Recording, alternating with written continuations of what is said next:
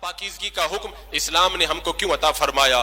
اس لیے کہ نگاہ یہ شیطان کے تیروں میں سے ایک تیر ہے۔ شیطان کہتا ہے اس تیر کے ذریعے میں نے بڑے بڑے پارساؤں کو پھانس لیا ہے، اور یہ نظر کی خرابی ایک ایسی چیز ہے، اس کے ذریعے شیطان نے کتنے لوگوں کا ایمان تک برباد کر دیا۔ وہ ابن جوزی رحمت اللہ تعالی علیہ نے مصر کی جامع مسجد کے مؤذن کا جو واقعہ بیان کیا کہ مصر کی جامع مسجد کا مؤذن جب مینارے پہ اذان دینے کے لیے چڑھا، پاس میں چھت کے اوپر ایک حسین و جمیل عورت کے اوپر جب اس کی نظر پڑی تو اس کے دل کی دنیا بدلی۔ وہ بعد میں اتر کر کے آیا اور جا کر کے معلوم کیا کہ لگتا ہے یہاں پہ کئی نیا خاندان آ کر کے بسا ہے۔ وہ اس کے باپ سے ملا اور کہا کہ میں نے تمہاری لڑکی کو دیکھا، میرا دل اس پر آ گیا، میں اس سے شادی کرنا چاہتا ہوں۔ باپ نے کہا اگر شادی کرنا چاہتے ہو تمہیں اسلام چھوڑ کر کے عیسائی مذہب قبول کرنا پڑے گا۔ وہ کہتا میں تیار ہوں معاذ اللہ رب العالمین۔ اس نے اسلام کو ترک کیا، کہا جاؤ اب میری بیٹی سے تم جا کر کے بات کر سکتے ہو۔ وہ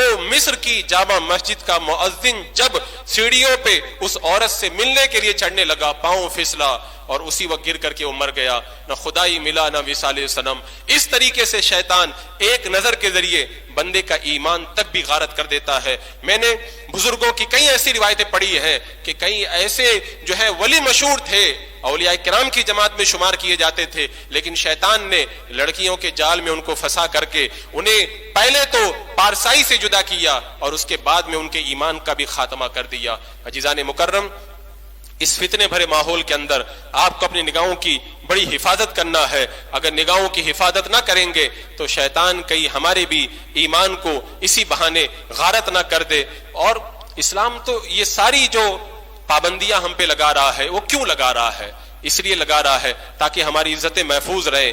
اسلام نے عورتوں اور جوانوں کی حفاظت کے لیے تو یہ قانون بنایا کہ ایک عورت اپنے پاؤں کی جھنکار بھی کسی غیر مرد کو نہیں سنا سکتی، یہ بھی ناجائز و گناہ ہے۔ عورت اپنے بدن پہ لگی ہوئی خوشبو بھی کسی اجنبی کو نہیں سنگا سکتی، یہ بھی ناجائز و گناہ ہے۔ اور عورت کی آواز کے بارے میں بھی فرمایا عورت کی آواز بھی عورت ہے، اگر کوئی غیر محرم کو وہ سناتی ہے تب بھی وہ گنہگار ہے۔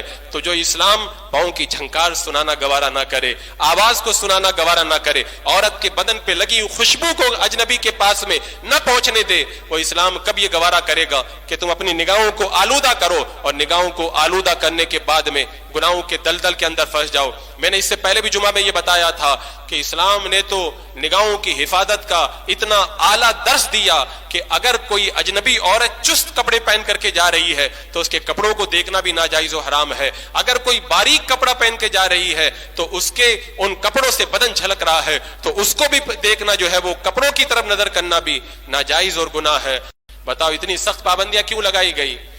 آپ خود سوچیں، اللہ تبارک و تعالیٰ نے جب پردے کا حکم دیا تو پردے والی آیت کریمہ کے بعد میں ارشاد فرمایا وَكَانَ اللَّهُ غَفُورًا رَحِيمًا۔ اللہ تعالیٰ نے پردے کا حکم نازل کر کے تم پر ظلم نہیں کیا ہے، اللہ تعالیٰ بڑا مہربان ہے، بڑا مغفرت فرمانے والا ہے۔ یعنی بتایا کہ یہ حکم جو دیا گیا ہے تمہارے فائدے کے لیے دیا گیا ہے، تمہارے جو ہے وہ نقصان کے لیے نہیں دیا گیا، تمہارے مفاد کے لیے دیا گیا ہے۔ جو پروردگار عالم اپنے بندوں پر اتنا انعام کرے اور بندہ اس کے باوجود بھی گناہوں کے دلدل کے اندر پھنسے۔ حضرت یوسف علیہ السلام کو جب عورتوں نے گناہ کی دعوت دی تھی تو اللہ کے اس مقدس نبی نے یہی دعا کی تھی، اللہ یہ مجھے جس گناہ کی طرف بلا رہی ہیں اس سے میرے لیے جیل میں جانا زیادہ بہتر ہے۔ اللہ نے دعا قبول فرمائی، فاستجاب لہ ربہ، اللہ نے ان کی دعا کو قبول فرمایا۔ کئی سالوں تک جیل میں رہے، کیوں جیل میں رہے؟ تاکہ گناہ نہ ہونے پائے۔ یہ اللہ والوں نے ہمیں یہ درس عطا فرمایا ہے۔ اب حضرت خالد بن ولید رضی اللہ تعالیٰ عنہ کے اس فتح کا واقعہ میں نے بارہا بیان کیا۔ جب ایک علاقے کو حضرت خالد بن ولید نے فتح کیا تھا تو وہاں کے پادریوں نے یہ کہا تھا کہ ہم شہر آپ کے حوالے کر دیں گے، بس یہ ہے کہ آپ کا پورا لشکر اس شہر کے اندر سے ہو کر کے گزر جائے تو ہم پورا شہر آپ کے حوالے کر دیں گے۔ حضرت خالد بن ولید جب اپنے لشکر کے ساتھ میں شہر کے اندر داخل ہونے لگے تو کیا دیکھا کہ انہوں نے اپنی عورتوں کو جو ہے وہ نیم بھرنا کر کے لائن میں کھڑا کر دیا تاکہ مسلمانوں کی نظریں ان پر پڑیں گی، وہ فتنے میں مبتلا ہوں گے اور ہم ان پر فتح یاب ہو جائیں گے۔ حضرت خالد بن ولید نے پڑھا تھا قل للمؤمنین یغضوا من ابصارہم رب فرماتا ہے اپنی نگاہوں کو جھکا لو، اے ایمان والو یہ تمہارا امتحان ہے، رب کے حکم پہ عمل کرو اور نگاہوں کو جھکا کر کے گزر جاؤ۔ پورا کا پورا اسلامی لشکر شہر سے گزر گیا، لیکن کیا مجال ہے کہ کسی اجنبی عورت کی طرف ایک نگاہ اٹھا کر بھی دیکھ لے، تب جا کر کے وہاں کے لوگوں نے تسلیم کیا تھا۔ اگر پاکیزگی کسی مذہب کے اندر پائی جاتی ہے تو کائنات میں سچا مذہب وہ صرف اسلام ہی ہے، جو ہمیں پاکیزگی کا درس عطا فرماتا ہے۔